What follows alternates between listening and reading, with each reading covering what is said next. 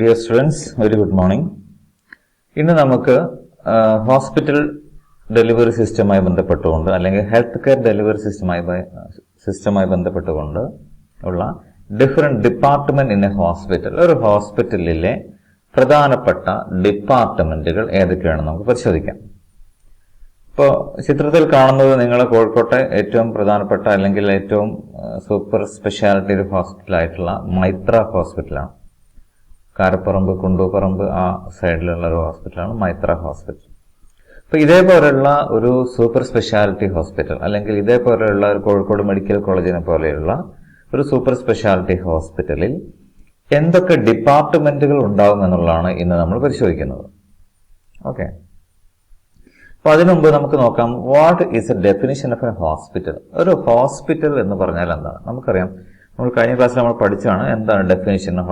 ഒരു ഹോസ്പിറ്റലിൽ നമ്മൾ എന്തൊക്കെയാണ് ചെയ്യുന്നത്, നമ്മൾ എന്തൊക്കെ പ്രവൃത്തികളാണോ ചെയ്യുന്നത് അതാണ് ഹോസ്പിറ്റലിന്റെ ഡെഫിനിഷൻ എന്ന് പറയുന്നത്. പ്രത്യേകിച്ച് കാണാതെ പഠിക്കേണ്ട കാര്യമൊന്നുമില്ല.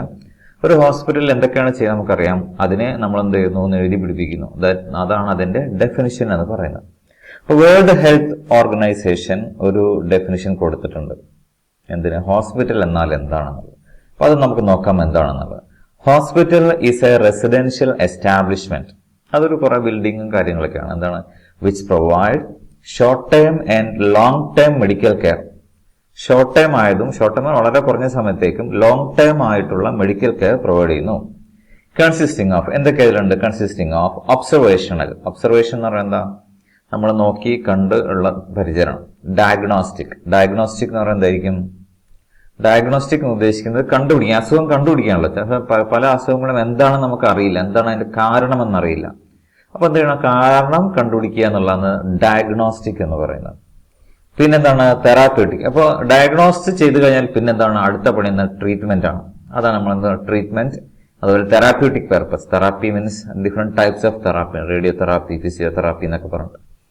And rehabilitative services. Rehabilitative service അവരെ എന്ത് ചെയ്യാം? അവരുടെ പഴയ സ്റ്റേറ്റിലേക്ക് അല്ലെങ്കിൽ നല്ല ആരോഗ്യസ്ഥിതിയിലേക്ക് എന്ത് ചെയ്യുക? അവരുടെ മനസ്സിനെയും ശരീരത്തെയും കൊണ്ടുവരിക എന്നുള്ളതാണ് എന്ത്? ഒരു ഹോസ്പിറ്റലിന്റെ ധർമ്മം. Services for a person suffering or suspected to be suffering from a disease, injury or delivery. ഒരു ഇഞ്ചുറി ഉണ്ടായ ഒരു പേഴ്സൺ അല്ലെങ്കിൽ ഒരു ഡിസീസ് ഉണ്ടായ പേഴ്സൺ, ഓക്കെ, അവരെ നോർമൽ സ്ഥിതിയിലേക്ക് കൊണ്ടുവരിക, അല്ലെ അവരുടെ അസുഖങ്ങളൊക്കെ മാറ്റി നോർമൽ സ്ഥിതിയിലേക്ക് കൊണ്ടുവരാൻ വേണ്ടിയിട്ടാണ് എന്ത് ചെയ്യുന്നത്? ഇത്രയും പ്രോസസ്സ്. ഏതൊക്കെ പ്രോസസ്സുകൾ? Observation, diagnostic, therapeutic and rehabilitation services. ഈ 4 പോയിന്റുകൾ പ്രധാനമായും അത് മറന്നു പോകരുത്. ഓക്കെ, അപ്പം അത് മാത്രമല്ല, ഡെലിവറിക്ക് നമ്മൾ ചെയ്യാറല്ലേ. അതായത് ഡെലിവറി മീൻസ് നമ്മുടെ പ്രഗ്നൻസി, ചൈൽഡ് ബർത്ത് ഒക്കെ ആയിട്ട് ബന്ധപ്പെട്ടുകൊണ്ടും അതൊന്നും പ്രത്യേക അസുഖങ്ങളൊന്നുമല്ല. പക്ഷെ അതിന് നമ്മൾ എന്ത് ചെയ്യുന്നത്? ഹോസ്പിറ്റലുകൾ ഇപ്പോൾ വളരെ അത്യന്താപേക്ഷിതമാണ്. അതാണ് that's a definition of hospital. It may or may not always provide services for inpatient or an out patient basis. അപ്പൊ ഇൻപേഷ്യന്റ് എന്ന് പറയുന്നത് എന്താ? നമ്മുടെ ഹോസ്പിറ്റലിൽ കിടത്തി ചികിത്സിക്കുന്നതിനാണ് പറയുക ഇൻപേഷ്യന്റ്. ഔട്ട് പേഷ്യന്റ് എന്ന് പറയുന്നതായിരിക്കും ജസ്റ്റ് OP എന്ന് പറയില്ല, അതാണ് ഔട്ട് പേഷ്യന്റ്. അത് ജസ്റ്റ് ഇപ്പൊ എന്തെങ്കിലും ഒരു അസുഖമുണ്ട്, അത് നമ്മൾ ഡോക്ടർ ഒരു ഹോസ്പിറ്റലിൽ വരുന്നു, ഡോക്ടറെ നമ്മൾ കാണുന്നു, പോകുന്നു, അതാണ് ഔട്ട് പേഷ്യന്റ്. ഓക്കെ, ഇൻപേഷ്യന്റ് എന്ന് പറഞ്ഞാൽ ഡോക്ടർ കാണുകയും പിന്നെ ഹോസ്പിറ്റലിൽ അവരെ അഡ്മിറ്റ് ചെയ്യുകയും അങ്ങനെ അവരുടെ ഒബ്സർവേഷൻ, ഡയഗ്നോസിസ്, ട്രീറ്റ്മെന്റ് കാര്യങ്ങളൊക്കെ ഹോസ്പിറ്റലിൽ നിന്നുകൊണ്ട് തന്നെ ചെയ്യുന്നതിനാണ് അവർ ഇൻപേഷ്യന്റ് നമ്മൾ പറയുന്നത്. ഓക്കെ, അപ്പൊ ഇതാണ് എന്താണ് ഡെഫിനിഷൻ ഓഫ് ഹോസ്പിറ്റൽ എന്ന് നമ്മൾ പറയുന്നത്. ഓക്കെ, നമുക്ക് ഒരുപാട് സെക്ഷൻസ് അറിയാം, അല്ലെ? നമ്മൾ കഴിഞ്ഞ ദിവസം തന്നെ നമ്മൾ പല വിദ്യാർത്ഥികൾക്കും ഹോസ്പിറ്റലിലുള്ള പല ഡിപ്പാർട്ട്മെന്റുകളും അറിയാം. ഇപ്പൊ നിങ്ങൾ ചിത്രത്തിൽ കാണുന്നത് എന്താണ്? ഒരു കാഷ്വാലിറ്റി വിഭാഗമാണ്, അത്യാഹിത വിഭാഗം എന്ന് പറയും. നമുക്കറിയാം എന്താണ് അത്യാഹിത വിഭാഗം. ഒരു എമർജൻസി കേസ് വന്നു കഴിഞ്ഞാൽ, അല്ലെ, ഒരു ആക്സിഡന്റ് കേസ് വന്നു കഴിഞ്ഞാൽ നമ്മൾ ആദ്യം കൊണ്ടുപോകുന്ന ഡിപ്പാർട്ട്മെന്റാണ് നമ്മൾ അത്യാഹിത വിഭാഗം അല്ലെങ്കിൽ കാഷ്വാലിറ്റി എന്ന് നമ്മൾ പറയുന്നത്. ഒരു കാഷ്വാലിറ്റി എന്തൊക്കെ ഉണ്ടാവും? This department also known as the accident and emergency department which deals with patient who have been brought in by an ambulance or in any emergency situation. അപ്പൊ കാഷ്വാലിറ്റിയിൽ എപ്പോഴാണ് ആളെത്തുക? ഒരു ആംബുലൻസിൽ, അല്ലെ, ഒരു ആംബുലൻസിൽ ഹൈ സ്പീഡിൽ നമ്മൾ എന്ത് ചെയ്യുന്നു? ഒരു രോഗിയെ നമ്മൾ എത്തിക്കുന്നു. ഒരു ആക്സിഡന്റ് ആവാം, അല്ലെങ്കിൽ ഒരു ഹൃദയാഘാതമാവാം, അല്ലെങ്കിൽ ഷോക്ക് അടിച്ചതാവാം. എന്ത് എമർജൻസി കേസ് ആണെങ്കിലും നമ്മൾ ആദ്യം വരുന്ന എവിടെയാണ്? കാഷ്വാലിറ്റിയിലെ. സാധാരണ പനി വന്നാൽ നമ്മൾ കാഷ്വാലിറ്റി പോവോ? ഇല്ല, തീർച്ചയായും. അതേസമയം ഒരു ഹാർട്ട് അറ്റാക്ക് വന്നു, അല്ലെങ്കിൽ ഒരു സ്ട്രോക്ക് വന്നു, അല്ലെങ്കിൽ അങ്ങനെയുള്ള തരത്തിലുള്ള എന്തെങ്കിലും ആക്സിഡന്റുകൾ വന്നു. അപ്പോൾ ആ സമയത്താണ് നമ്മൾ കാഷ്വാലിറ്റിയിലേക്ക് നമ്മൾ ഇമ്മീഡിയറ്റ്ലി നമ്മൾ പോവാം. This department was 24/7 and is equipped to deal with all sort of emergencies. 24/7 work ചെയ്യുന്ന പറയുന്നത് 24 മണിക്കൂറും 7 ദിവസം വർക്ക് ചെയ്യുക. അതിന് ലീവില്ല. ഏതിന് കാഷ്വാലിറ്റി ഡിപ്പാർട്ട്മെന്റിന് ഒന്നുമില്ല, ലീവില്ല. ഫുൾ ടൈം വർക്ക് ചെയ്യുന്നോണ്ടിരിക്കും വിത്ത്. ആൻഡ് അത് മാത്രമല്ല, അവിടെ എന്തൊക്കെ ഉണ്ടാവും, ഈ തരത്തിൽ എന്തുണ്ട്, ഒരുപാട് എമർജൻസി കേസുകൾ വരുമ്പോൾ ആ എമർജൻസി കേസുകളെ ഡീൽ ചെയ്യാൻ ആവശ്യമായിട്ടുള്ള എല്ലാ എക്യുപ്മെന്റുകളും കാഷ്വാലിറ്റി ഡിപ്പാർട്ട്മെന്റിൽ ഉണ്ടാകും. The patients are assessed according to the degree of injury or emergency and then provide immediate treatment before being sent to specialized department for the further treatment. അപ്പോൾ എന്ത് ചെയ്യുന്നുണ്ട്, the patients are assessed according to the degree of injury അല്ലെങ്കിൽ emergency. ഇപ്പൊ എന്തുതരം emergency, ചിലത് അത്ര emergency ആവില്ല, പക്ഷെ നമുക്കത് എമർജൻസി ആയിട്ട് തോന്നുമെങ്കിലും ഡോക്ടേഴ്സിന് അത് എമർജൻസി ആയിട്ട് തോന്നില്ല. അപ്പൊ അതിന് ഓരോന്നിന്റെയും ഇഞ്ചുറിയുടെയും അതുപോലെ അതിന്റെയൊക്കെ ഒരു ഡിഗ്രി ഓഫ് എമർജൻസി, എന്തുമാത്രം എമർജന്റ് ആണ് അല്ലെങ്കിൽ എന്തുമാത്രം ക്രിട്ടിക്കലാണ് എന്ന് നോക്കിയിട്ട് എന്ത് ചെയ്യും, ഡോക്ടേഴ്സ് അതിന്റെ ട്രീറ്റ്മെന്റുകൾ ചെയ്യും. എന്നിട്ട് എന്ത് ചെയ്യും, അത് ഒരു ഇനീഷ്യൽ ട്രീറ്റ്മെന്റ് കൊടുത്തതിന് ശേഷം വീണ്ടും എന്ത് ചെയ്യും, അവർ before being sent to specialised department for further treatment, അടുത്ത നല്ല ട്രീറ്റ്മെന്റിന് വേണ്ടി എന്ത് ചെയ്യും, അവരെ അതാത് ഡിപ്പാർട്ട്മെന്റുകളിലേക്ക്, സ്പെഷ്യലൈസ്ഡ് ഡിപ്പാർട്ട്മെന്റിലേക്ക് നമ്മൾ അയക്കും. ഒരു എക്സാമ്പിൾ പറയുകയാണെങ്കിൽ ഇപ്പൊ നമുക്ക് ഒരാൾക്ക് ഹൃദയാഘാതം വന്നു, അതായത് ഹാർട്ട് അറ്റാക്ക് വന്നു. ആദ്യം എത്തുന്ന കാഷ്വാലിറ്റിയിലേക്ക്. ഇപ്പൊ കാഷ്വാലിറ്റിയിൽ ഡോക്ടർ എന്ത് ചെയ്യും, അവരവിടുന്ന് പരിശോധിച്ച് ആവശ്യമായ ചെറിയ ട്രീറ്റ്മെന്റുകളൊക്കെ നൽകിയിട്ട് എന്ത് ചെയ്യും, അവരെ ഏത് ഡിപ്പാർട്ട്മെന്റിലേക്കാണ് വിടുക, കാർഡിയോളജി, ഹൃദയവുമായി ബന്ധപ്പെട്ടുകൊണ്ടുള്ള കാർഡിയോളജി. ഒരാൾക്ക് ഇപ്പം സ്ട്രോക്കാണ് വന്നത്. അപ്പൊ സ്ട്രോക്ക് വന്നാൽ എന്താ ചെയ്യുക, നമ്മൾ ബ്രെയിനുമായിട്ട് ബന്ധപ്പെട്ടതുകൊണ്ടാണ് അല്ലെ. അപ്പൊ ആദ്യം കാഷ്വാലിറ്റിയിൽ അതിൻ്റെയുള്ള ഫസ്റ്റ് ലെവൽ ട്രീറ്റ്മെന്റും കാര്യങ്ങളൊക്കെ കൊടുക്കും. അത് കഴിഞ്ഞാൽ അവരെ ന്യൂറോളജി ഡിപ്പാർട്ട്മെന്റിലേക്ക് പറഞ്ഞേക്കും അല്ലെ. അപ്പൊ ഇങ്ങനെയാണ്, ഇതാണ് കാഷ്വാലിറ്റി നമ്മൾ പറയുന്നത്. നമുക്കറിയാം ഈ കാര്യങ്ങളൊക്കെ.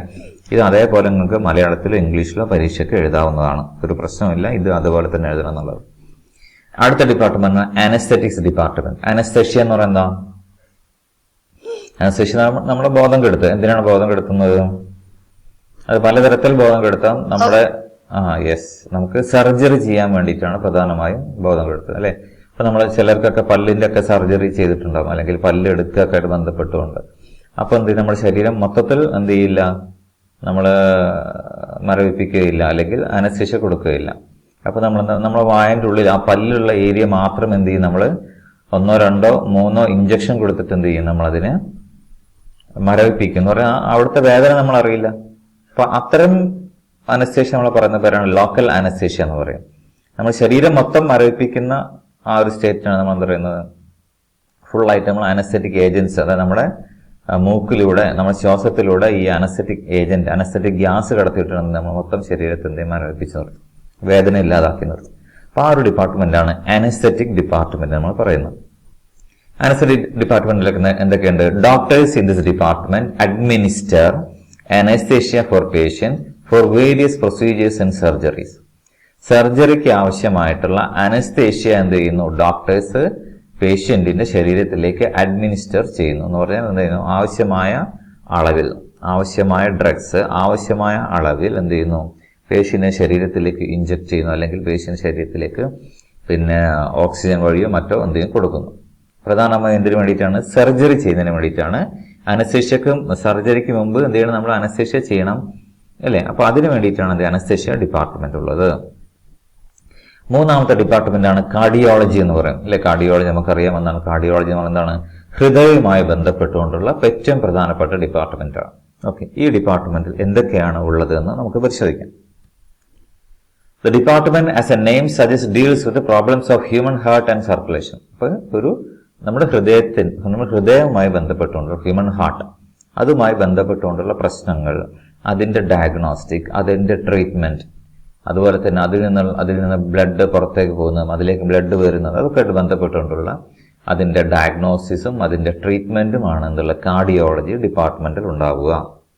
It treats people or an inpatient and out patient base. അപ്പൊ അത് എന്ത് ചെയ്യുക, ഇൻപേഷ്യന്റ് ആവാം, അല്ലെങ്കിൽ ഔട്ട് പേഷ്യന്റ്. ഇൻപേഷ്യന്റ് എന്ന് പറഞ്ഞാൽ ഹോസ്പിറ്റലിൽ നിലനിർത്തിക്കൊണ്ട് എന്ത് ചെയ്യുക, ട്രീറ്റ്മെന്റ് ചെയ്യുക. ഔട്ട് പേഷ്യന്റ് എന്ന് പറഞ്ഞാൽ ജസ്റ്റ് വന്ന് കണ്ട് പിന്നെ സ്കാനിങ് ഒക്കെ ചെയ്തു പോകും. അതിന് out patient basis. Some of the procedures include. ഇപ്പൊ ഈ കാർഡിയോളജിയിലുള്ള പ്രധാനപ്പെട്ട ഒരു കാര്യമാണ് ECG എന്ന് പറയും, ഇലക്ട്രോ കാർഡിയോഗ്രാം. നമ്മൾ പലപ്പോഴും കണ്ടിട്ടുണ്ട് ECG വേവ് ഫോം അല്ലെ, നമ്മുടെ ഹൃദയത്തിൽ നിന്ന് വരുന്ന ഇലക്ട്രിക്കൽ സിഗ്നലിന്റെ പേരാണ് ECG എന്ന് പറയുന്നത്. അതുപോലെ തന്നെ അൾട്രാസൗണ്ട് സ്കാനിങ് ഉപയോഗിച്ച് എന്ത് ചെയ്യും, നമ്മൾ ഹൃദയത്തിന്റെ വാൽവുകളൊക്കെ ശരിയായി വർക്ക് ചെയ്യുന്നുണ്ടോ, ബ്ലഡ് ഫ്ലോ ഒക്കെ കറക്റ്റ് ആയിട്ടുണ്ടോ എന്ന് ചെക്ക് ചെയ്യും. അതുപോലെ കാർഡിയക് സർജറി ആവശ്യമെങ്കിൽ നമ്മൾ എന്ത് ചെയ്യും, നമ്മൾ ഹൃദയത്തിന്റെ വാൽവുകൾ മാറ്റി വെക്കാറുണ്ട്. അങ്ങനെയുള്ള പലതരത്തിലുള്ള സർജറി, ബൈപ്പാസ് സർജറി പോലുള്ള പലതരത്തിലുള്ള സർജറികൾ നമ്മൾ ചെയ്യാറുണ്ട്. Medical diagnosis and treatment of heart defects. അപ്പോൾ പ്രധാനമായും കാർഡിയോളജി ഡിപ്പാർട്ട്മെന്റിൽ എന്താണുണ്ടാവുക, പിന്നെ medical diagnosis and treatment of heart defect, ഹൃദയവുമായി ബന്ധപ്പെട്ടുകൊണ്ടുള്ള ആരോഗ്യ പ്രശ്നങ്ങൾക്ക് അതിന്റെ ഡിഫക്ട്സിന്റെ ഡയഗ്നോസിസ് എന്ന പ്രശ്നത്തെ കണ്ടെത്തുകയും ആൻഡ് ട്രീറ്റ്മെന്റ്, കണ്ടെത്തിയതിനു ശേഷം അതിന് ട്രീറ്റ്മെന്റ് കൊടുക്കുകയും ചെയ്യുന്ന ഡിപ്പാർട്ട്മെന്റാണ് കാർഡിയോളജി ഡിപ്പാർട്ട്മെന്റ് എന്ന് പറയുന്നത്. ഇനി അടുത്തതാണ് ക്രിട്ടിക്കൽ കെയർ. നമുക്ക് എല്ലാവർക്കും അറിയാം ക്രിട്ടിക്കൽ കെയർ ഡിപ്പാർട്ട്മെന്റ്. ഇപ്പോഴത്തെ മോഡേൺ ക്രിട്ടിക്കൽ കെയർ ഡിപ്പാർട്ട്മെന്റ് ഓരോ പേഷ്യന്റിന് പ്രത്യേകം റൂമുകളാണ് ക്രിട്ടിക്കൽ കെയർ എന്നുള്ളത്. പക്ഷെ പഴയ സിസ്റ്റത്തിൽ എന്താ വെച്ചാൽ ഇന്റൻസീവ് കെയർ യൂണിറ്റ് എന്ന് പറയും, ICU എന്ന് പറയും. ICUലാണ്. അപ്പൊ നമ്മളോട് പലരും ചോദിച്ചാൽ നമ്മൾ പറയും ഇന്ന ആൾ ICUലാണ് കിടക്കുന്നത്. അപ്പൊ നമുക്കറിയാം ICUയിൽ കിടക്കുമ്പോൾ എന്തോ ഒരു ക്രിട്ടിക്കൽ പ്രശ്നം ഉണ്ട് നമുക്കറിയാം അല്ലേ. കാരണം ICU എന്ന് പറഞ്ഞാൽ ഫുൾ ടൈം മോണിറ്ററിംഗ് ആണ്. അത് കൂടുതൽ ക്രിട്ടിക്കൽ ആയിട്ടുള്ള എന്തെങ്കിലും അബ്നോർമൽ സിറ്റുവേഷൻ വരാൻ സാധ്യതയുള്ള പേഷ്യന്റിനെ സർജറിക്ക് മുമ്പും സർജറിക്ക് ശേഷമൊക്കെ കിടക്കുന്ന ക്രിട്ടിക്കൽ ആയിട്ടുള്ള അല്ലെങ്കിൽ കൂടുതൽ കെയർ കൊടുക്കുന്ന സ്ഥലമാണെന്ത്, ക്രിട്ടിക്കൽ കെയർ ഡിപ്പാർട്ട്മെന്റ് അല്ലെങ്കിൽ ICU എന്ന് നമ്മൾ പറയുന്നത്. This department also known as A intensive care unit. അപ്പൊ ഈ ഇതിന് മറ്റൊരു പേരും കൂടി ഉണ്ട്, ഇന്റൻസീവ് കെയർ യൂണിറ്റ് എന്ന് പറയുന്ന പേരുണ്ട്. Provides A treatment four seriously ഇൽ പേഷ്യന്റ്. സീരിയസ്ലി ഇൽ പേഷ്യന്റ് ആയിട്ടുള്ള ഒരാളെ എപ്പോഴും നോക്കണം എന്ന് തോന്നുന്ന, അല്ലെങ്കിൽ ഒരു നഴ്സ് അല്ലെങ്കിൽ ഒരു ഡോക്ടർ എപ്പോഴും തന്നെ മോണിറ്റർ ചെയ്യണമെന്ന് തോന്നുന്ന തരത്തിലുള്ള പേഷ്യന്റിനെയാണ് എവിടേക്ക് പോസ്റ്റ് ചെയ്യുന്നത്, ഇന്റൻസീവ് കെയർ യൂണിറ്റിൽ നമ്മൾ എന്ത് ചെയ്യുക, പേഷ്യന്റായിട്ട് കിടക്കുന്നത്. Certain patients needs to be isolated and require close and individual medical attention. ചില ആളുകൾക്ക്, അതായത് ഈ ICU തന്നെ ICU തന്നെ ഇപ്പൊ കോഴിക്കോട് മെഡിക്കൽ കോളേജൊക്കെ ആണെങ്കിൽ എന്തായിരിക്കും ICU, പിന്നെ അതുപോലെ PVS ഹോസ്പിറ്റൽ, ഇക്രോ ഹോസ്പിറ്റലൊക്കെ ICU എന്ന് പറയുന്നത് അതൊരു വാർഡാണ്. ആ വാർഡിൽ ഒരു 10-25 ബെഡുകൾ ഉണ്ടാവും. ചിലർക്ക് എന്ത് പറ്റില്ല, അങ്ങനെ ഒരുമിച്ച് ഇങ്ങനെ എല്ലാവരും ഒരേപോലെ കിടക്കുന്ന രൂപത്തിൽ പറ്റത്തില്ല. അപ്പൊ അതുകൊണ്ട് എന്ത് ചെയ്യാം, അപ്പൊ ചിലർക്ക് എന്ത് ചെയ്യേണ്ടി വരും, ഇൻഡിവിജ്വൽ ആയിട്ട് നമ്മൾ ഇപ്പൊ നേരത്തെ ഈ പിക്ചറിൽ കണ്ട പോലെ ഇൻഡിവിജ്വൽ ആയിട്ട് ഓരോ ഇൻഡിവിജ്വൽ ICU റൂമുകൾ ഉണ്ടാവും. പുതിയ സ്പെഷ്യലൈസ്ഡ് ഹോസ്പിറ്റലിലൊക്കെ എന്താണ് ICU റൂം, ഇൻഡിവിജ്വൽ റൂമുകളാണ്. Okay, the ICU has a very few beds. അവിടെ കുറച്ച് ICUയിൽ നിന്ന് മാത്രമേ കുറച്ച് ബെഡ്സ് മാത്രമേ ഉണ്ടാവുള്ളൂ. And is usually manned by specialist doctors and nurses. അവിടുത്തെ അഡ്വാൻറ്റേജ് എന്തായിരിക്കും, അവിടെ അത്യാവശ്യമുള്ള എല്ലാ സാധനങ്ങളും ഉണ്ടാവും.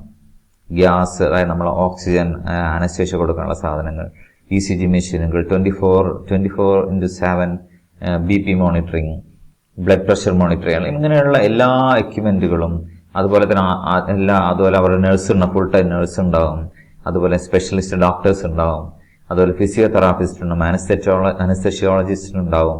അപ്പൊ ഇങ്ങനെയുള്ള എല്ലാവരും കൂടി ഒരുമിച്ച് ചേരുന്ന ഒരു സെക്ഷനാണ് എന്ത്, ക്രിട്ടിക്കൽ കെയർ അല്ലെങ്കിൽ ഇന്റൻസീവ് കെയർ യൂണിറ്റ് എന്ന് പറയുന്നത്. Patients can be transferred from any department to the ICU. ഏത് ഡിപ്പാർട്ട്മെന്റിൽ നിന്നും ICUയിലേക്ക് എന്ത് ചെയ്യാം, പേഷ്യന്റിനെ ട്രാൻസ്ഫർ ചെയ്യാം. In case of the patient condition get worse. പേഷ്യന്റിന്റെ കണ്ടീഷൻ മോശമാകുമ്പോഴാണ് എന്ത് ചെയ്യുന്നത്, നമ്മൾ ICUയിലേക്ക് നമ്മൾ മാറ്റുന്നത്. ICUയിൽ നിന്ന് പേഷ്യന്റിന്റെ കണ്ടീഷൻ ശരിയായി കഴിഞ്ഞാൽ എന്ത് ചെയ്യും, നമ്മൾ അവരെ അവരുടെ വാർഡിലേക്ക് നമ്മൾ മാറ്റും. അങ്ങനെയാണ് നമ്മൾ സാധാരണ ചെയ്യാറുള്ളത്. ഓക്കെ, ദെൻ അഞ്ചാമത്തെ ഡിപ്പാർട്ട്മെന്റ് ആണ് ENT ഡിപ്പാർട്ട്മെന്റ് എന്ന് പറയും, ഇയർ, നോസ് ആൻഡ് ത്രോട്ട്.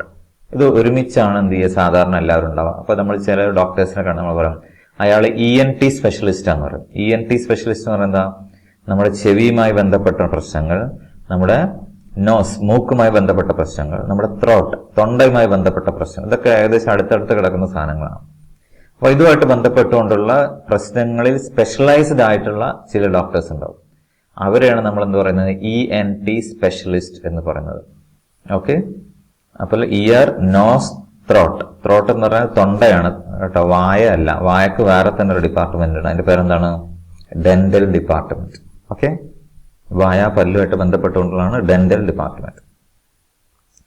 അപ്പോ എന്താണ് ENT ഡിപ്പാർട്ട്മെന്റിൽ എന്തൊക്കെയാണ്? As a name suggest this department deals with ailment concern with ear, nose, throat and it includes treatment of variety of ailment. അപ്പോൾ നമ്മുടെ ചെവി, പിന്നെ അതുപോലെ മൂക്ക്, തൊണ്ട, ഇതുമായിട്ട് ബന്ധപ്പെട്ടുകൊണ്ടുള്ള പ്രശ്നങ്ങളുടെ ഡയഗ്നോസിസും ട്രീറ്റ്മെന്റുമാണ് എവിടെ നടത്തുന്നത്? ENT ഡിപ്പാർട്ട്മെന്റിൽ നടത്തുന്നത്. അതിലെന്തൊക്കെയുണ്ടാവും? General ear, nose and throat diseases അല്ലെ. സാധാരണയായി ഈ മൂന്നെണ്ണത്തിലും, ചെവിയിലും അതുപോലെ മൂക്കിലും തൊണ്ടയിലും കാണുന്ന ജനറൽ ആയിട്ട് കുറെ ഡിസീസുകളുണ്ട്. അപ്പൊ അതിനൊക്കെയുള്ള ഡയഗ്നോസിസും ട്രീറ്റ്മെന്റും. രണ്ടാമത്തെ ബാലൻസ് ആൻഡ് ഹിയറിംഗ് ഡിസോർഡർ. ഇപ്പൊ ഹിയറിംഗ് ഡിസോർഡർ വലിയൊരു പ്രശ്നമാണ്. ചെവി കേൾക്കാതിരിക്കുക. പിന്നെ അതുപോലെ നമ്മുടെ മൂവ്മെന്റ് എന്ന് പറയുന്നത് നമ്മുടെ ചെവിന്റെ ഉള്ളിലുള്ള ഒരു ലിക്വിഡിനെ ആസ്പദമാക്കിയിരിക്കുന്നുണ്ട്. ഓക്കെ, ആ ചെവിന്റെ ഉള്ളിലുള്ള ആ ലിക്വിഡ് എന്ന് പറയുന്ന കൊക്ലിയന്റെ ഉള്ളിലുള്ള ഒരു ലിക്വിഡ് ഉണ്ട്. ആ ലിക്വിഡാണ് ആക്ച്വലി നമുക്ക് ബാലൻസിങ് തരുന്നത്. അപ്പൊ അതിനൊക്കെ പ്രശ്നം വന്നു കഴിഞ്ഞാൽ എന്ത് ചെയ്യും? നമ്മുടെ മൂവ്മെന്റിനൊക്കെ എന്ത് ചെയ്യും? അത് ബാധിക്കും. Snoring and sleep apnoea. Snoring and sleep apnoea എന്ന് ചില കുട്ടികൾക്ക് എന്താണ് കൂർക്കം വലി ഉണ്ടാവും അല്ലേ? കൂർക്കം വലിക്കുന്നത്. ആ കൂർക്കം വലിക്കാനുള്ള കാരണം അവരുടെ മൂക്കിലുള്ള ചില പ്രശ്നങ്ങൾ കൊണ്ടാണ്. മൂക്കിലുള്ള വളവോ തിരിവോ ഒക്കെ എന്ത് ചെയ്യാം? ഇതുപോലെ നമുക്ക് പിന്നെ അല്ലെങ്കിൽ മൂക്ക് അടഞ്ഞു പോവുക, ഇതൊക്കെ ഈ പ്രശ്നങ്ങൾ കാരണമൊക്കെ എന്ത് ചെയ്യാം? കൂർക്കം വലികളാണ്. അപ്പൊ അതിനൊക്കെ ഡിറ്റക്ട് ചെയ്യാനും ട്രീറ്റ്മെന്റ് ചെയ്യാനും എന്ത് ഉപയോഗിക്കും? നമ്മൾ ENT ഡിപ്പാർട്ട്മെന്റ് അല്ലെങ്കിൽ ENT സ്പെഷ്യലിസ്റ്റ് ആണ് നമ്മൾ കാണാം. ENT അലർജി പ്രോബ്ലംസ്, പല ആളുകൾക്കുള്ള പ്രോബ്ലം. ചില ആളുകളൊക്കെ നമുക്കുണ്ടാകും, അവരിന്ന് തുമ്മിക്കൊണ്ടേയിരിക്കും. കാരണം എന്തായിരിക്കും? അത് മൂക്കിലുള്ള പ്രശ്നങ്ങളാണ്, അലർജി പ്രോബ്ലംസ് ആണ്. തുമ്മാനുള്ള കാരണം പ്രധാനമായും അലർജി പ്രോബ്ലംസ് ആണ്. സാലിവറി ഗ്ലാൻഡ് ഡിസീസ് നമ്മുടെ വായല്ല തൊണ്ടയിൽ അല്ലെ. അപ്പൊ അതിലൊക്കെ ഉമിനീരുമായി ബന്ധപ്പെട്ടുകൊണ്ടുള്ള കുറെ പ്രശ്നങ്ങൾ, ഉമിനീര് ഇല്ലാതാവുക അല്ലെങ്കിൽ ഉമിനീര് വറ്റിപ്പോവുക, അപ്പൊ അങ്ങനെയുള്ള പല തരത്തിലുള്ള പ്രശ്നങ്ങളും എന്ത് ചെയ്യാൻ നമുക്ക് അവിടെ കാണാവുന്നതാണ്. വോയിസ് ഡിസോർഡേഴ്സ്, അപ്പൊ ഒരാളുടെ സംസാരത്തിൽ വരുന്ന പ്രശ്നങ്ങൾ അല്ലെ, അത് തൊണ്ടയായിട്ട് ബന്ധപ്പെട്ടുകൊണ്ട്, സംസാരവുമായി ബന്ധപ്പെട്ട പ്രശ്നം തൊണ്ടയായിട്ട് ബന്ധപ്പെട്ട തൊണ്ടയും അതുപോലെ ചെവിയുമായി ബന്ധപ്പെട്ട പ്രശ്നങ്ങളാണ് വോയിസ് ഡിസോർഡറിന്റെ കാരണം. അപ്പൊ അതൊക്കെ എന്ത് ചെയ്യും? ഇവിടെയാണ് ട്രീറ്റ്മെന്റ് നമ്മൾ ചെയ്യുന്നത്. ഓക്കെ, നെക്സ്റ്റ് 6ാമത്തെ ഡിപ്പാർട്ട്മെന്റ് ആണ് ഗ്യാസ്ട്രോ എൻട്രോളജി എന്ന് പറയുന്നത്. ഗ്യാസ്ട്രോ എൻട്രോളജി എന്താണ്? ഗ്യാസ്ട്രോ എൻട്രോളജി എന്ന് പറയുന്നത് നമ്മൾ ചിത്രത്തിൽ കാണുന്നത് പോലെ നമ്മുടെ ഈസോഫാഗസ്, നമ്മുടെ ഭക്ഷണമായിട്ട് ബന്ധപ്പെട്ടുകൊണ്ടുള്ള, പിന്നെ ആമാശയം, ചെറുകുടൽ, വൻകുടൽ, ഇതൊക്കെ ആയിട്ട് ബന്ധപ്പെട്ടുകൊണ്ടുള്ള പ്രശ്നങ്ങളും അതിന്റെ ട്രീറ്റ്മെന്റും അതിന്റെ ഡയഗ്നോസിസും അതിന്റെ ട്രീറ്റ്മെന്റുമാണ് ഗ്യാസ്ട്രോ എൻട്രോളജി എന്നുകൊണ്ട് നമ്മൾ ഉദ്ദേശിക്കുന്നത്. ഇതിനൊക്കെ പ്രത്യേക ഡിപ്പാർട്ട്മെന്റ് ഉള്ള hospital department. This department deals the bowel related medicine. എന്തൊക്കെയാണ്? ഇറ്റ് ഈസ്, അതായത് നമ്മൾ റിലേറ്റഡ് ടു നമ്മുടെ എന്താണ് ഭക്ഷണ ക്രമീകരണങ്ങളായിട്ട് ബന്ധപ്പെട്ടുകൊണ്ടുള്ള, അല്ലെങ്കിൽ ഭക്ഷണം ദഹിപ്പിക്കുന്നു അല്ലെ, അത് ചെറുകുടൽ, വൻകുടൽ, അതുവഴിയൊക്കെ എന്ത് ചെയ്യുന്നത് പോകുന്നില്ല. അപ്പൊ അതുമായിട്ട് ബന്ധപ്പെട്ടുള്ള പ്രശ്നങ്ങളാണ് നമ്മൾ ഗ്യാസ്ട്രോ എൻട്രോളജി എന്ന് പറയുന്നത്. It is usually run by specialised consultants and they investigate and treat upper and lower gastrointestinal diseases as well as disease of the pancreas and bile duct system. ഇപ്പൊ നമ്മുടെ ശരീരത്തിൽ ഈ ഭക്ഷണവുമായി ബന്ധപ്പെട്ടുകൊണ്ടുള്ള അല്ലെങ്കിൽ ഭക്ഷണം ദഹിപ്പിക്കുന്നതായിട്ട് ബന്ധപ്പെട്ടുകൊണ്ടുള്ള ഓർഗൻസ് ഒരുപാടുണ്ട് അല്ലെ. അപ്പൊ അതാണ് ഈസോഫാഗസ് ഉണ്ട്, അതുപോലെ സ്മോൾ ഇൻറ്റസ്റ്റൈൻ, പിന്നെ അതുപോലെ ബിഗ് ഇൻറ്റസ്റ്റൈൻ, പിന്നെ അല്ലെങ്കിൽ ലാർജ് ഇൻറ്റസ്റ്റൈൻ. അപ്പൊ ഇതൊക്കെ ആയിട്ട് ബന്ധപ്പെട്ടുകൊണ്ടുള്ള ഡിസീസസ് അല്ലെങ്കിൽ പാൻക്രിയാസ്, ബൈൽ ഡാക്ട് സിസ്റ്റം, ഇതൊക്കെ ആയിട്ട് ബന്ധപ്പെട്ടുകൊണ്ടുള്ള ഡിസീസ്, ഒരുപാട് തരത്തിലുള്ള അസുഖങ്ങൾ അതുമായിട്ട് ബന്ധപ്പെട്ട് കിടക്കുന്നുണ്ട്. ഓക്കെ, അപ്പൊ ആ അസുഖങ്ങളുടെയൊക്കെ ഡയഗ്നോസിസ്, ആ പ്രശ്നം എവിടെയാണ് ഡയഗ്നോസിസ്, അതിന്റെ ട്രീറ്റ്മെന്റ്, അതിന് ആ ഡിപ്പാർട്ട്മെന്റാണ് നമ്മൾ എന്താ പറയുക ഗ്യാസ്ട്രോ എൻട്രോളജി എന്ന് പറയുന്നത്. It also involves endoscopy and nutritional services. എന്താണ് എൻഡോസ്കോപ്പി എന്ന് പറഞ്ഞാൽ? എൻഡോസ്കോപ്പി എന്ന് പറഞ്ഞാൽ നമ്മുടെ ശരീരത്തിനുള്ളിൽ, അതായത് നമ്മുടെ വായന്റെ ഉള്ളിലൂടെ ഒരു ക്യാമറ കടത്തിവിടുന്നു, അതോടൊപ്പം തന്നെ ഒരു ലൈറ്റും കടത്തിവിടും. എന്നിട്ട് എന്ത് ചെയ്യുന്നു? നമ്മുടെ ഇന്റേണൽ ഓർഗൻസ് ആയിട്ടുള്ള ഈ പറയുന്ന ഈസോഫാഗസ്, അതുപോലെ നമ്മുടെ ചെറുകുടൽ, വൻകുടൽ, ഇതൊക്കെ കാണാനും കേൾക്കാനും അതിൽ എന്തെങ്കിലും പ്രശ്നമുണ്ടോ എന്നൊക്കെ കണ്ടെത്താനാണ് ശരിക്കും എന്തിനു ഉപയോഗിക്കുന്നത്? എൻഡോസ്കോപ്പി ഉപയോഗിക്കുന്നത്. അപ്പൊ ഇത് എൻഡോസ്കോപ്പി ഉപയോഗിച്ച് നമുക്ക് എന്ത് ചെയ്യാം? അങ്ങനത്തെ കാര്യങ്ങളൊക്കെ നമ്മുടെ ഇന്റേണൽ ഓർഗൻസിന്റെ ഒക്കെ എന്ത് ചെയ്യാം? ഹോളോ ആയിട്ടുള്ള ഇന്റേണൽ ഓർഗൻസിനൊക്കെ സ്റ്റഡി ചെയ്യാവുന്നതാണ്.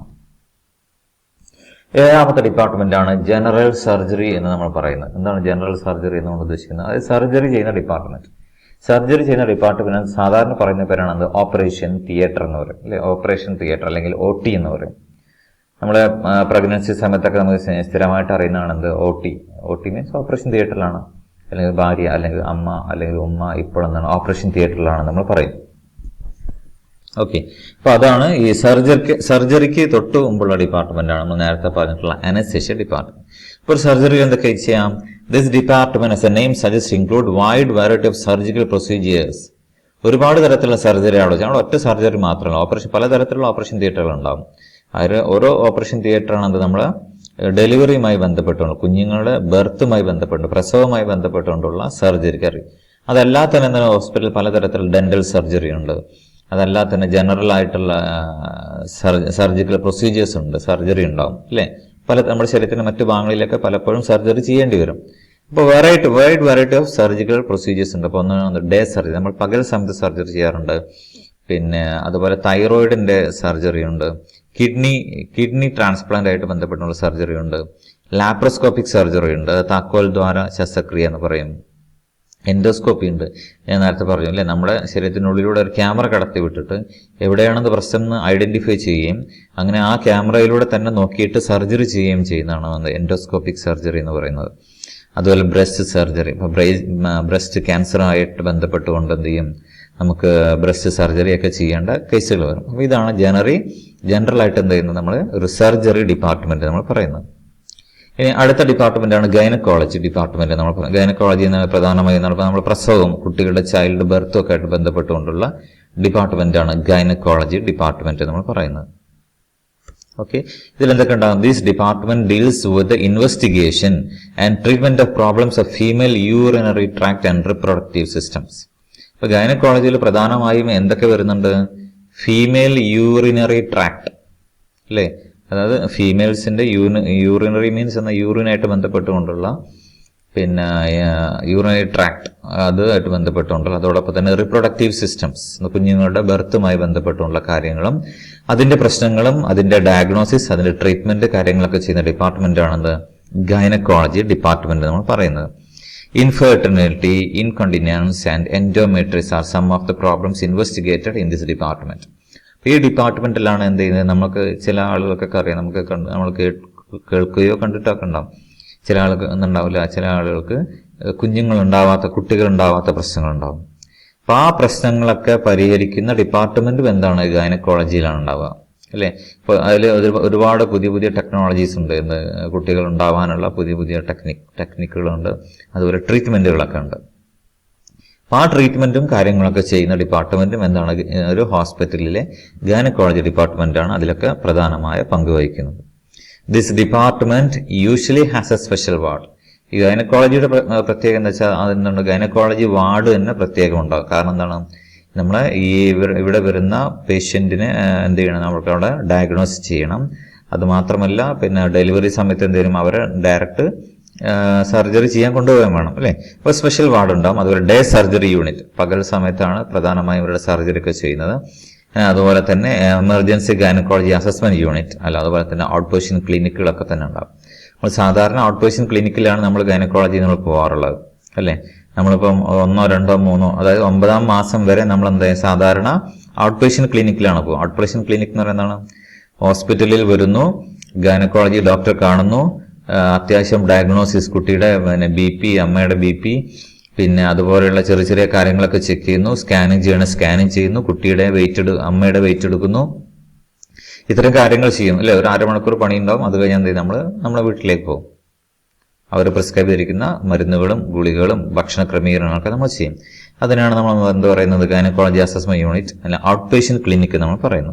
അപ്പൊ ഇത്രയും കാര്യങ്ങളാണ് ഒരു ഗൈനക്കോളജി ഡിപ്പാർട്ട്മെന്റിൽ ഉണ്ടാകുന്നത്. നെക്സ്റ്റ്, ഒരു ഹോസ്പിറ്റലിൽ ഏറ്റവും ഇമ്പോർട്ടന്റ് ആയിട്ടുള്ള മറ്റൊരു ഡിപ്പാർട്ട്മെന്റ് ആണ് മെഡിക്കൽ ഇമേജിംഗ് ഡിപ്പാർട്ട്മെന്റ് എന്ന് പറയുന്നത് അല്ലെ. മെഡിക്കൽ ഇമേജിംഗ് ഡിപ്പാർട്ട്മെന്റ് പ്രത്യേകത എന്താണ്, അവിടെയാണ് നമ്മൾ എക്സ്റേ സ്കാനിങ് ചെയ്യുന്നത്, അൾട്രാസൗണ്ട് ഇമേജിംഗ് എടുക്കുന്നത്, MRI സ്കാനിങ് ചെയ്യുന്നത്, CT സ്കാനിങ് ചെയ്യുന്നത്. ഈ തരത്തിലുള്ള 4 ഇമേജിങ്ങുകളും എവിടെയാണ് ചെയ്യുന്നത്, മെഡിക്കൽ ഇമേജിംഗ് എന്നുള്ള വിങ്ങിലാണ് ചെയ്യുക. അപ്പൊ അതല്ലെങ്കിൽ നമ്മൾ എന്താ പറയുക, radiology department.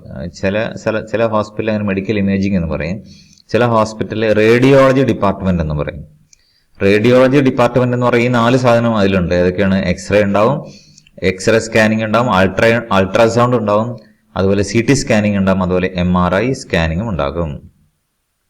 Also known as the Department of Radiology, this department provides the following service. എന്തൊക്കെ കൊടുക്കും? ജനറൽ റേഡിയോളജി, എക്സ്റേ എടുക്കാൻ പറ്റും, സ്കാനിങ് എടുക്കാൻ പറ്റും, scan for accident and emergency, accident case അല്ലെങ്കിൽ എമർജൻസീസ് കേസിൽ നിന്ന് സ്കാനിങ് എടുക്കാൻ പറ്റും, മാമോഗ്രാഫി, ബ്രസ്റ്റ് സ്കാനിങ് അല്ലെങ്കിൽ ബ്രസ്റ്റ് ക്യാൻസറുമായി ബന്ധപ്പെട്ടുകൊണ്ടുള്ള മാമോഗ്രാഫി ചെയ്യുന്നുണ്ട്, അൾട്രാസൗണ്ട് സ്കാനിങ് ചെയ്യുന്നുണ്ട്, ആൻജിയോഗ്രാഫി ചെയ്യുന്നുണ്ട്, എക്സ്റേ ബ്ലഡ് വെസൽസിന്റെ എക്സ്റേക്ക് പറയുന്ന പേരാണ് എന്താ പറയുക, ആൻജിയോഗ്രാഫി എന്ന് പറയുന്നത്. അതുപോലെ interventional radiology, minimally invasive procedures ചെയ്യുന്ന റേഡിയോളജിയുമായി ബന്ധപ്പെട്ടുകൊണ്ടുള്ള ഡിഫറെന്റ് മെഡിക്കൽ ഇമേജിംഗ് പ്രോസസ്സുകൾ നമ്മൾ ചെയ്യുന്നുണ്ട്. അതുപോലെ CT സ്കാനിങ് ചെയ്യുന്നുണ്ട്, MRI സ്കാനിങ്, ഇതൊക്കെയാണ് ഒരു മെഡിക്കൽ ഇമേജിങ്ങിൽ നമ്മൾ പ്രധാനമായും നമ്മൾ ചെയ്യുന്നത്. ഇനി അടുത്ത ഡിപ്പാർട്ട്മെന്റ് ബയോമെഡിക്കൽ ഡിപ്പാർട്ട്മെന്റ്. ഒരു ഹോസ്പിറ്റലിൽ ഒഴിച്ചുകൂടാനാവാത്ത ഡിപ്പാർട്ട്മെന്റ് ആണ് എന്ത്, ബയോമെഡിക്കൽ ഡിപ്പാർട്ട്മെന്റ് എന്ന് പറയുന്നത്. കാരണം അതൊരു ഹോസ്പിറ്റലിന്റെ ഡിസൈൻ തന്നെ ആരംഭിക്കുന്നത് ബയോമെഡിക്കൽ ഡിപ്പാർട്ട്മെന്റിലൂടെയാണ്. കാരണം ബയോമെഡിക്കൽ ഡിപ്പാർട്ട്മെന്റ് ആണ്, അല്ലെങ്കിൽ അവിടെയുള്ള ബയോമെഡിക്കൽ എഞ്ചിനീയർ ആണ് എന്ത് ചെയ്യേണ്ടത്, ഒരു ഹോസ്പിറ്റലിൽ ഏതൊക്കെ റൂമിലാണ് ICU, ഏതൊക്കെ റൂമിലാണ് ഓപ്പറേഷൻ തിയേറ്റർ, അല്ലെങ്കിൽ ഏതൊക്കെ റൂമിലാണ് ലാബുകൾ, അന്യ കാര്യങ്ങളൊക്കെ വേണ്ടതെന്നുള്ള ലേ ഔട്ട് ഡിസൈൻ മുതൽ തുടങ്ങുന്നത്. ഓക്കെ. പിന്നെ അതുപോലെ തന്നെ ഓരോ ഡിപ്പാർട്ട്മെന്റിലേക്കും ആവശ്യമായ എക്യുപ്മെന്റുകൾ പർച്ചേസ് ചെയ്യുന്നത് ബയോമെഡിക്കൽ ഡിപ്പാർട്ട്മെന്റ് വഴിയാണ്. അപ്പൊ അതുകൊണ്ട് ഒരു ബയോമെഡിക്കൽ എഞ്ചിനീയർക്ക് എന്ത് മനസ്സിലാവണം, ഓരോ ഡിപ്പാർട്ട്മെന്റിലും ഉപയോഗിക്കുന്ന എക്യുപ്മെന്റുകൾ ഏതൊക്കെ, ഇപ്പൊ കാർഡിയോളജി ഡിപ്പാർട്ട്മെന്റിൽ ഉപയോഗിക്കുന്ന എക്യുപ്മെന്റുകൾ ഏതൊക്കെയാണെന്ന് ഒരു ബയോമെഡിക്കൽ എഞ്ചിനീയർ അറിഞ്ഞിരിക്കണം. ഇല്ല, അവിടെയുള്ള ബയോമെഡിക്കൽ ടെക്നീഷ്യൻ അല്ലെങ്കിൽ ബയോമെഡിക്കൽ എഞ്ചിനീയർ അറിഞ്ഞിരിക്കണം. ഓക്കെ. അപ്പൊ അതാണ് ബയോമെഡിക്കൽ ഡിപ്പാർട്ട്മെന്റ്. ബയോമെഡിക്കൽ ഡിപ്പാർട്ട്മെന്റ് ആണ് എന്ത് ഈ പറയുന്ന എക്യുപ്മെന്റ് പർച്ചേസ് ചെയ്യുന്നതും അതോടൊപ്പം തന്നെ അതിന്റെ ടെസ്റ്റിങ്ങുകൾ അത് ഡോക്ടേഴ്സിന് അല്ലെങ്കിൽ നഴ്സിന് പറഞ്ഞു കൊടുക്കുന്നതും അതോടൊപ്പം തന്നെ അതിന് എന്തെങ്കിലും പ്രശ്നം ഉണ്ടെങ്കിൽ അത് പരിഹരിക്കുന്നതും അതിന്റെ കാലിബ്രേഷൻ ചെയ്യുന്നതെല്ലാം തന്നെ എന്താണ്, ബയോമെഡിക്കൽ ഡിപ്പാർട്ട്മെന്റ് ആയിരിക്കും. അവിടെ എന്തുണ്ടാവും, ഒരു ബയോമെഡിക്കൽ എഞ്ചിനീയറും ഉണ്ടാവും, അതോടൊപ്പം തന്നെ ഡിഫറെന്റ് ബയോമെഡിക്കൽ ടെക്നീഷ്യൻസും ഉണ്ടാവും. അപ്പൊ ഇവരാണ് എന്ത് ചെയ്യുന്നത്, ഒരു ഹോസ്പിറ്റലിന്റെ ലേ ഔട്ട് ഡിസൈൻ എന്ന് പറയുന്നത് നമ്മൾ നേരത്തെ പറഞ്ഞ പോലെ പിന്നെ എവിടെയാണ് റിസപ്ഷൻ വരേണ്ടത്, കാഷ്വാലിറ്റി എവിടെയാണ് റേഡിയോളജി ഡിപ്പാർട്ട്മെന്റ് വരേണ്ടത്, എവിടെയാണ് വാർഡുകൾ വരേണ്ടത്, അങ്ങനെയുള്ള ഡിഫറെന്റ് ആയിട്ടുള്ള ഏരിയകളിൽ എന്ത് ചെയ്യണം, അത് വർക്ക് ചെയ്യണം അല്ലെ. അപ്പോൾ അത് നമ്മൾ ചെക്ക് ചെയ്യണം. അതുപോലെ തന്നെ നമ്മൾ പറഞ്ഞു എന്താണ്, ഒരു ഹോസ്പിറ്റൽ ഡിപ്പാർട്ട്മെന്റിലുള്ള എക്യുപ്മെന്റുകൾ, ഏതൊക്കെ തരത്തിലുള്ള എക്യുപ്മെന്റുകളാണ് വേണ്ടത്, അത് ഏതൊക്കെ കമ്പനികളിൽ നിന്ന് വേണം, അതുപോലെ അതിന്റെ ടെസ്റ്റിംഗ്, ഇത് നമ്മൾ വാങ്ങിയ മാത്രം പോരാ, ഇത് ഡോക്ടേഴ്സിന് നമ്മൾ പരിചയപ്പെടുത്തി കൊടുക്കണം, അല്ലെങ്കിൽ നഴ്സിന് അല്ലെങ്കിൽ മറ്റു ടെക്നീഷ്യൻസിന് നമ്മളത് പരിചയപ്പെടുത്തി കൊടുക്കണം, അത് പറഞ്ഞു കൊടുക്കണം എങ്ങനെയാണ് അതിന്റെ ഓപ്പറേഷൻസ് എന്നുള്ളത്. അതുപോലെ തന്നെ എന്താണ്, അതിനെന്തെങ്കിലും പ്രശ്നം വന്നു കഴിഞ്ഞാൽ അതിന് മെയിൻ്റനൻസ് വർക്കുകളും നമ്മൾ ചെയ്യണം, അല്ലെങ്കിൽ നമ്മൾ അതിന്റെ കമ്പനികളിൽ നിന്ന് ആളെ വിളിച്ചുകൊണ്ട് നമ്മൾ മെയിൻ്റനൻസ് വർക്കുകൾ ചെയ്യും. ഇത്രയാണ് പ്രധാനപ്പെട്ടുകൊണ്ടുള്ള 10 ഡിപ്പാർട്ട്മെന്റുകൾ എന്ന് നമ്മൾ പറയുന്നത്. ഒരു ഹോസ്പിറ്റലിലെ പ്രധാനപ്പെട്ട 10 ഡിപ്പാർട്ട്മെന്റുകൾ. This department, the biomedical department, makes sure that the hospital is in operable condition. ഒരു ഹോസ്പിറ്റലിലെ ബയോമെഡിക്കൽ ഡിപ്പാർട്ട്മെന്റ് ആണ് എന്ത് തീരുമാനിക്കുന്നത്, അല്ലെങ്കിൽ മെഡിക്കൽ എക്യുപ്മെന്റ് ടെക്നീഷ്യൻ അല്ലെങ്കിൽ മെഡിക്കൽ എക്യുപ്മെന്റ് എഞ്ചിനീയർ ആണ് എന്ത് തീരുമാനിക്കുന്നത്, അല്ലെങ്കിൽ എന്ത് ചെയ്യേണ്ടത്, ഒരു ഹോസ്പിറ്റൽ റൺ ചെയ്യുന്നത്, അല്ലെങ്കിൽ അവിടെ ഹോസ്പിറ്റലുകാർ അല്ലെങ്കിൽ ബയോമെഡിക്കൽ ടെക്നീഷ്യൻ അല്ലെങ്കിൽ ബയോമെഡിക്കൽ എഞ്ചിനീയർ കറക്റ്റ് അല്ല എങ്കിൽ എന്താവും, ഒരു ഹോസ്പിറ്റലിൽ ഒരുപാട് പ്രശ്നങ്ങൾ ഉണ്ടാവും. കാരണം എക്യുപ്മെന്റ് ഒന്നും മര്യാദയ്ക്ക് വർക്ക് ചെയ്യില്ല, പല പല പ്രശ്നങ്ങൾ. അപ്പൊ എന്താണ്, biomedical department makes sure that the hospital is in operable condition. അപ്പൊ വളരെ എസെൻഷ്യൽ ആയിട്ടുള്ള ഒരു ഡിപ്പാർട്ട്മെന്റ് ആണത് മെഡിക്കൽ എക്യുപ്മെന്റ് ഡിപ്പാർട്ട്മെന്റ് അല്ലെങ്കിൽ ബയോമെഡിക്കൽ ഡിപ്പാർട്ട്മെന്റ് നമ്മൾ പറയുന്നത്. It makes plans and carries out various projects for hospital. ഒരു ഹോസ്പിറ്റലിന് ആവശ്യമായിട്ടുള്ള പ്രൊജക്ടുകൾ തയ്യാറാക്കുന്നതും അത് ഇംപ്ലിമെന്റ് ചെയ്യുന്നതും എന്താണ്, ബയോമെഡിക്കൽ ഡിപ്പാർട്ട്മെന്റ് ആണ്. This department makes sure that all electrical facilities are perfect in condition. എല്ലാ വാർഡുകളിലുമുള്ള ഇലക്ട്രിക്കൽ കാര്യങ്ങളൊക്കെ വളരെ പെർഫെക്റ്റ് ആണ്. Carries out repair and replacement of work for all medical equipment in the hospital. ഒരു ഹോസ്പിറ്റലിലുള്ള എല്ലാ മെഡിക്കൽ എക്യുപ്മെന്റ്സും under control of biomedical department. Biomedical ഡിപ്പാർട്ട്മെന്റിന്റെ കൺട്രോളിലാണെന്നുണ്ടാവുക ഒരു ഹോസ്പിറ്റലിലുള്ള എല്ലാ ഡിപ്പാർട്ട്മെന്റിലെയും ബയോമെഡിക്കൽ എക്യുപ്മെന്റ്സ് ഉണ്ടാവുന്നത്. ഓക്കെ. അപ്പൊ അതിന്റെ ടെസ്റ്റിംഗ്, കാലിബ്രേഷൻ എല്ലാം തന്നെ എന്താണ്, ഡിപ്പെൻസ് അല്ലെ, അതെല്ലാം തന്നെ ആരാണ് ചെയ്യുന്നത്, ബയോമെഡിക്കൽ ഡിപ്പാർട്ട്മെന്റ് ആണ് നമ്മൾ ചെയ്യാം. ഇനി നമുക്ക് വളരെ ക്വിക്കായിട്ട് ഇതുവരെയുള്ള ഇതല്ലാതെ മറ്റൊരുപാട് ഡിപ്പാർട്ട്മെന്റുകൾ നമ്മുടെ ഹോസ്പിറ്റലുകളിൽ ഉണ്ട്. ഇതൊക്കെ ജസ്റ്റ് ഒന്ന് പറഞ്ഞിട്ട് പോകാം. മെറ്റേർണിറ്റി, നിയോനാറ്റൽ, പീഡിയാട്രിക്സ് എന്ന് പറയുന്നത് ഏതാണ്? കുട്ടികളുടെ വിഭാഗം അല്ലെ? കുട്ടികളുടെ വിഭാഗം പ്രത്യേകം തന്നെയാണ് ഓരോ ഹോസ്പിറ്റലിൽ ഉണ്ടാകുന്നത്. അടുത്ത ന്യൂറോളജി. ന്യൂറോളജി എന്ന് പറഞ്ഞാൽ നമ്മളെ ബ്രെയിനുമായി ബന്ധപ്പെട്ടുകൊണ്ടുള്ള വിഭാഗം. ഓങ്കോളജി എന്ന് പറയുന്നത് എന്താണ്? നമ്മൾ ക്യാൻസർ ട്രീറ്റ്മെന്റ് അല്ലേ? ക്യാൻസർ റേഡിയോ തെറാപ്പി ട്രീറ്റ്മെന്റ് ആയിട്ട് ബന്ധം, അതാണ് ഓങ്കോളജി എന്ന് പറയുന്നത്. നാലാമത്താണ് ഒഫ്താൽമോളജി. ഒഫ്താൽമോളജി എന്ന് പറയുന്നത് എന്താ? കണ്ണുമായി ബന്ധപ്പെട്ടുകൊണ്ടുള്ള അതിന്റെ ഡയഗ്നോസിസ്, അതിന്റെ ട്രീറ്റ്മെന്റ്. അഞ്ചാമത്തെ ഓർത്തോപെഡിക്സ്. ഓർത്തോപെഡിക്സ് എന്ന് പറഞ്ഞാൽ എന്താണ്? നമ്മുടെ എല്ലുമായി ബന്ധപ്പെട്ടുകൊണ്ടുള്ള എല്ല് പൊട്ടുക, അല്ലെങ്കിൽ എല്ലിന്റെ ട്രീറ്റ്മെന്റ്, അല്ലെങ്കിൽ പിന്നെ എന്താണ് പറയുക, മുട്ട് മാറ്റി വെക്കുക, എല്ല് മാറ്റി വെക്കുക, അല്ലെങ്കിൽ ജോയിന്റുകൾ മാറ്റി വെക്കുക, അതുമായിട്ട് ബന്ധപ്പെട്ടുകൊണ്ടാണ് ഓർത്തോപെഡിക്സ് എന്ന് പറയുന്നത്. Next urology. യൂറോളജിയാണ് നമ്മൾ നേരത്തെ പറഞ്ഞ കിഡ്നി, അതുപോലെ നമ്മുടെ യൂറിൻ, ഗോൾ ബ്ലാഡർ, ഇതൊക്കെ ആയിട്ട് ബന്ധപ്പെട്ടുകൊണ്ടുള്ള സെക്ഷനാണ് യൂറോളജി എന്ന് പറയുന്നത്. അതിന്റെ ഡയഗ്നോസിസ്, ട്രീറ്റ്മെന്റ്. സൈക്കാട്രി അല്ലെ? നമ്മുടെ മാനസിക രോഗവുമായി ബന്ധപ്പെട്ടും സൈക്കാട്രി ഉണ്ട്. Central sterilisation unit. നമുക്കറിയാം, ഒരു ഹോസ്പിറ്റലിൽ ഉപയോഗിക്കുന്ന പല സാധനങ്ങളും ഒരു രോഗിയെ ഉപയോഗിച്ചു കഴിഞ്ഞാൽ അതങ്ങ് വലിച്ചെറിയുന്നല്ല ചെയ്യുന്നത്. എല്ലാ സാധനങ്ങളും ഡിസ്പോസിബിൾ അല്ല, കുറെ സാധനം ഡിസ്പോസിബിൾ അല്ലാത്തതുണ്ട് അല്ലെ? അപ്പൊ അതൊക്കെ തന്നെ സ്റ്റെറിലൈസേഷൻ ചെയ്യണം. എന്താണ് സ്റ്റെറിലൈസേഷൻ ചെയ്യുക എന്ന് പറഞ്ഞാൽ? അതിനെ അണുവിമുക്തമാക്കണം. അപ്പൊ അണുവിമുക്തമാക്കാൻ എന്ത് ചെയ്യണം? പ്രത്യേകം യൂണിറ്റുകൾ തന്നെയാണ്. ഓപ്പറേഷൻ തിയേറ്ററിൽ ഉപയോഗിക്കുന്ന കത്രിക, ഫോർസെപ്സ്, അതുപോലെ പലതരത്തിലുള്ള ഇലക്ട്രോഡുകളൊക്കെ ഉണ്ട്. ഹോസ്പിറ്റൽ ബെഡുകളുണ്ട്. പേഷ്യന്റ് കിടക്കുന്ന ബെഡൊക്കെ അല്ലേ, അതൊക്കെ ഒരാൾ കഴിഞ്ഞാൽ എടുത്ത് കത്തിച്ച് കളയില്ലല്ലോ, അത് വീണ്ടും റീയൂസ് ചെയ്യും. അത് കേട് വരുന്നവരെ അത് റീയൂസ് ചെയ്യും. അപ്പൊ അങ്ങനെ റീയൂസ് ചെയ്യുന്ന സാധനങ്ങൾ എന്ത് ചെയ്യണം? അണുവിമുക്തമാക്കുന്ന ഡിപ്പാർട്ട്മെന്റാണ് സ്റ്റെറിലൈസേഷൻ ഡിപ്പാർട്ട്മെന്റ്. ഒമ്പതാമത്താണ് പിന്നെ കാറ്ററിംഗ് ആൻഡ് ഫുഡ് സർവീസ്. ഒരു ഹോസ്പിറ്റലിൽ അത്യന്താപേക്ഷിതമാണ് കാറ്ററിംഗ്, ഫുഡ് വേണ്ടേ? അവിടെ വരുന്ന പേഷ്യന്റിന് വേണം, പേഷ്യന്റിന് കൂടെ വരുന്ന ബൈസ്റ്റാൻഡേഴ്സിന് എന്ത് വേണം? ഫുഡ് വേണം. അതുപോലെ മറ്റൊരു വളരെ എസെൻഷ്യൽ ആയിട്ട് ഡിപ്പാർട്ട്മെന്റ് ഹൗസ് കീപ്പിംഗ്, എന്താ? ഹോസ്പിറ്റലിന്റെ വൃത്തി, ക്ലീനിങ് അല്ലേ? അതൊക്കെ വളരെ വളരെ ഇമ്പോർട്ടൻ്റ് ആണ്. ഒരു ദിവസം തന്നെ 2-3 തവണ എന്ത് ചെയ്യേണ്ടി വരും? ഹോസ്പിറ്റലിന്റെ വാർഡുകളും ക്ലിനിക്കുകളൊക്കെ തന്നെ ചെയ്യേണ്ടി വരും. 11ാമത്താണ് ഫിസിയോതെറാപ്പി യൂണിറ്റ്. അതായത് ഒരു ആക്സിഡന്റ് കഴിഞ്ഞു, അല്ലെങ്കിൽ എന്തെങ്കിലും സ്ട്രോക്ക് വന്നു, അവരെ എന്ത് ചെയ്യണം? നോർമൽ സ്റ്റേജിലേക്ക് കൊണ്ടുവരാൻ വേണ്ടിയിട്ടാണ് ഫിസിയോതെറാപ്പി നമ്മൾ ചെയ്യാം. ഫാർമസി. 12ാമത്താണ് ഫാർമസി ഉണ്ട്, അതായത് മരുന്ന് കൊടുക്കുന്ന സ്ഥലം. ലബോറട്ടറി ഉണ്ട് 13. പിന്നെ ലബോറട്ടറി എന്ന് പറയുന്നത് നമ്മുടെ ലാബുമായിട്ട് ബന്ധപ്പെട്ട ടെസ്റ്റിങ്ങുകളൊക്കെ അല്ലേ? മെഡിക്കൽ ലാബുമായിട്ട് ബന്ധപ്പെട്ട ടെസ്റ്റിങ്ങുകളുണ്ട്. നമ്മുടെ ഗ്ലൂക്കോസ്, ബ്ലഡ് ടെസ്റ്റ് ചെയ്യുക, ഷുഗർ ടെസ്റ്റ് ചെയ്യുക, യൂറിൻ ടെസ്റ്റ് ചെയ്യുക, അതൊക്കെ ആയിട്ട് ബന്ധപ്പെട്ടാണ് laboratory. Medical records. Medical records എന്ന് പറയുന്നത് എന്തായിരിക്കും?